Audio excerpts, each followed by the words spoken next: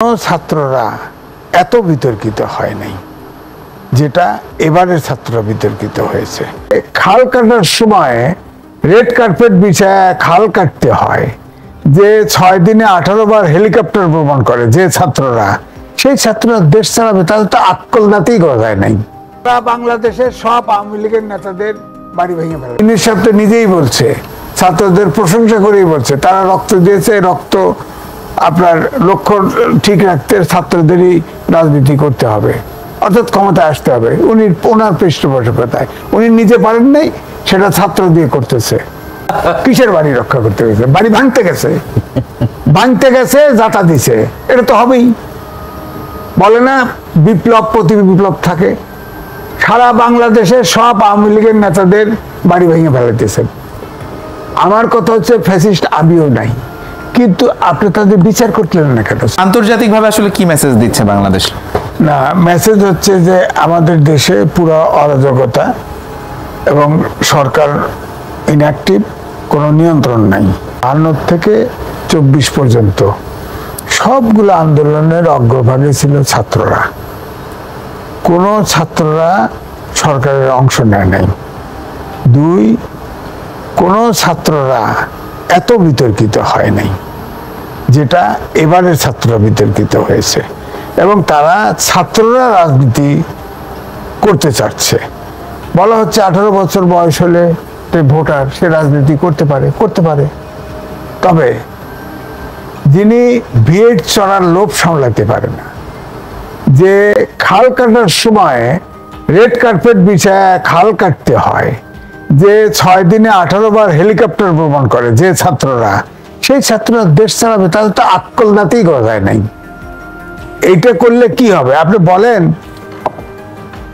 স্কয়ারের helicopter ভাড়া করছে, 20,000 টাকার কম্বল দিছে, 36,000 টাকার বিমান ভাড়া, হেলিকপ্টার ভাড়া দিছে। এটা গরিবের টাকা, ট্যাক্সের টাকা, মিনিস্ট্রির টাকা। অডিট হবে না? অডিট হলে সে ফাঁসবে না? 2টা হেলিপ্যাড বানাইছে, হেলিকপ্টার নামার জায়গা নেই, 2টা হেলিপ্যাড বানায়া আবার ডিসি সাহেব ভেঙে ফেলাইছে। তো আপনি বলেন আক্কল দাঁত হয়েছে? নিজেকে তো নিজে সেভ করতে পারে না। বলেন, আপনার V8 গাড়ি ভরে যমুনা টিভিতে ট্যাক্স হতে গেছে। একটা V8 গাড়ি, আপনার ঠেলা গাড়িতে রুটি খাইছেন, টিউশনি করে খাইছেন, এখন V8 গাড়ি বলে সব দেয়। আপনার দেয় কে? আমাকে দেয় না। আপনার দেয় কেন? V8 গাড়িতে চড়ে, এটা নাকি এখন গাড়ি সকাল বিকাল বদলায়, এরকম অবস্থা। সুতরাং আমি নির্বাচনে শেখ হাসিনা বিরাট রাজনীতির দল দিয়ে 3টা কিংস পার্টি করেছিল।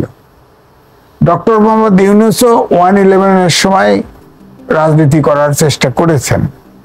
হ্যাঁ, তার দলের নামও ছিল নাগরিক শক্তি। তিনি কোনো ডাকে সাড়া পান নাই, কয় যে কাজ আমার না, উনি ছাড়িয়ে দিয়ে বিদেশ চলে গেছে।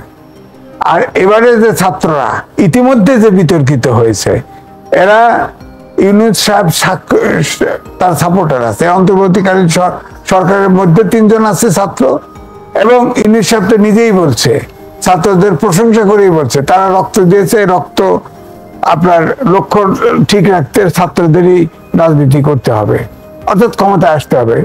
ওনার পৃষ্ঠপোষকতায় উনি নিজে পারেন নাই, সেটা ছাত্র দিয়ে করতেছে। করুক, ছাত্ররা করুক। কিন্তু ওই যে আমির নির্বাচনের 3টা কিংস পার্টি হয়েছিল, আপনি তো সচেতন লোক, বলেন এই পার্টিতে একটি লোকের জামানত থাকে নাই, একটি লোক না, একটা প্রার্থীরও জামানত থাকে নাই। আপনি ধরে রাখেন, যতই ডিলে করুক, যতই করুক, এই ইউনূস সাহেবের এই সরকারের থেকে পার্টি জগতে করবে, এই ছাত্ররা যত প্রার্থী দিবে, একটিরও জামানত থাকে। কিন্তু তার আগে আজিজ ভাই, যে বিষয়টি নিয়ে সবচেয়ে বেশি আলোচনা সমালোচনা হচ্ছে, সেটা হচ্ছে দেশের আইন শৃঙ্খলা পরিস্থিতি নিয়ে।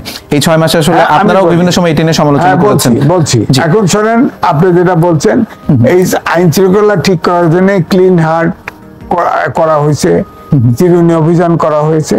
সেখানে কিছু লোককে জেল দিছে, কিছু লোক মেরে ফেলছে, কাজের কাজ কিচ্ছু হয়, উল্টা হয়েছে। এবারে আপনি দেখেন, এই যে ইউটিউবে ছড়ায় পড়তেছে, আপনি দেখেন এই আপনার ডেভিল হান্ট, ডেভিলকে এটা নির্ধারণ করছেন আপনার দাদা তো বিরাট উকিল, অ্যাডভোকেট, ডেভিল হচ্ছে যে আক্রমণ করে, হ্যাঁ, আর যে আক্রান্ত হয় সে হচ্ছে সাফারার, এই তো। জি, সে তো ডেভিল Victim বা sufferer। সাফারার তো ইয়ে হচ্ছে আপনার এখন এই ইয়ার ডেভিল হান্টে ধরা পড়তেছে, সব ধরে নিতেছে।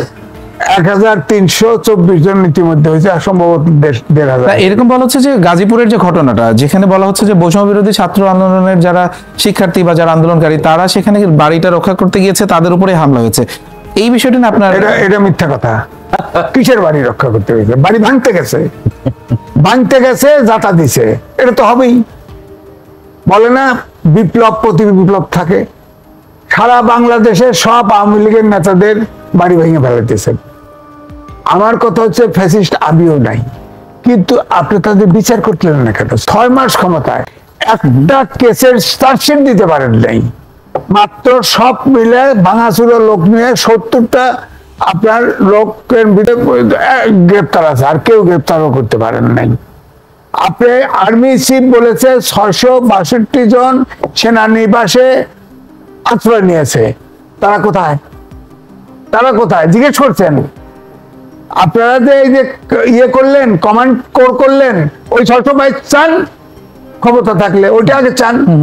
পোলাপানে ক্লেলায় দিচ্ছেন কেন? পোলাপানকে দিচ্ছেন কেন? তোপের মুখে ফেলায় দিচ্ছেন কেন?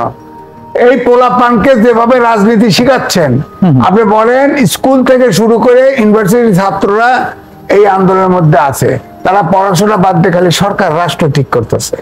এই 6-7 বছরের জেনারেশন গ্যাপ বিজ্ঞানের যুগে হবে, কে পূরণ করবে? আমি তো দেখতেছি 6 বছর সার্টিফিকেট বকল দেওয়ার নিয়ে ঘুরবে এরা। এই সার্টিফিকেট কোনো কাজে আসবে না। অটোমেশনের যুগ, যেখানে কম্পিউটার, ডেটা সায়েন্স, আইটি, আইও ইত্যাদি ইত্যাদি রিপ্লেস করতেছে মানুষকে, আমাদের দেশেও আসছে। আচ্ছা ভাই, আপনি যে কথাটি বলছিলেন যে মানে কিভাবে চলে গেল, এই বিষয়টা নিয়ে মানে যারা সিনিয়র অনেকেই তো আসলে বলা হয়েছিল আছে, তারা আবার কিভাবে চলে গেল, এই বিষয়টা নিয়ে আসলে অতটা আলোচনা হয় না কেন, বা হলেও আসলে এটা খুব একটা গুরুত্ব পায় না কেন? বিষয়টা হচ্ছে যে আমার এটাও দুঃখ, কারণ রাজনীতি যারা করে আমি খুব বিজ্ঞানের লোক কম দেখি। সরকারে যেটা আছে একটাও বিজ্ঞানের লোক আছে কিনা আমার জানা নেই। আমি ফিজিক্স পড়ছি, এই জন্য আমি কিন্তু লিখেছি, অটোমেশনের যুগের উপরে লিখেছি, ছাপা হয়েছে।